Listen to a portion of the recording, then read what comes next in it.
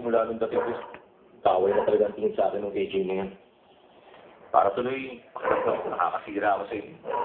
Wala kang kinalaman doon. Si AJ lang ang problema. Siya kasi ayaw niyang maniwala na siya lang naman talaga ang mahal ko. Kaya wala siyang tiwala sa akin. Kaya siya gano'n dahil mahal ka niya. Siguro, alis na lang ako sa inyo. Ha? Huwag naman. Sabi ni Papa, delikado pag wala ka sa bahay. Ayoko malagay ko sa panganib.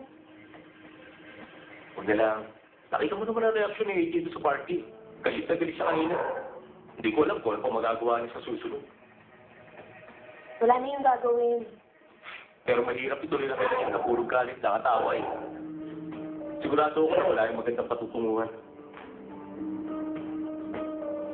Ewan ko ba, hindi ko rin maintindihan. Basta simula nung naisip namin mag-una kami, parang hindi na natigil ang away.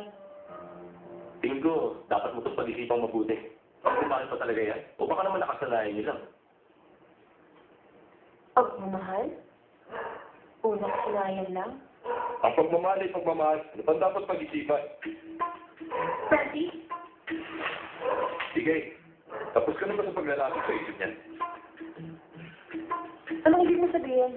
Hindi lang ang physical ni Sharon na tingin sa kanya ni AJ. Hindi pagmamahal pa ang tingin mo ron, o nakasanayan lang. Sa tingin mo ba makukuha mo simpatsya ni Sharon sa ginagawa mo? Tandaan mo to. Walang sino man ang makakasira sa kanila. Ang makakaisip ko mga ano, sinisiguro ko sa'yo. Tawasanod ko pagmumukha niya. Teka, bakit ba kayo ganyan?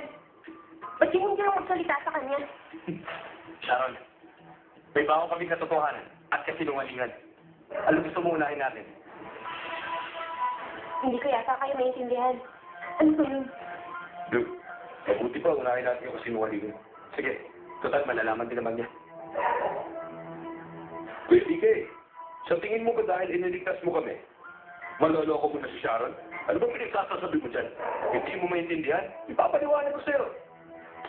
Hindi ba't ang sabi mo sa amin, nag-iisa lang yung weak child? Humingi ako ng tulong para gumawa ng tulad ng kuya. Kaya lang yung sekretary ni Papa, si Mr. Lee, nakakita ka agad. Nagpili niya raw sa isang studio nurse ko. Ganito ba yan?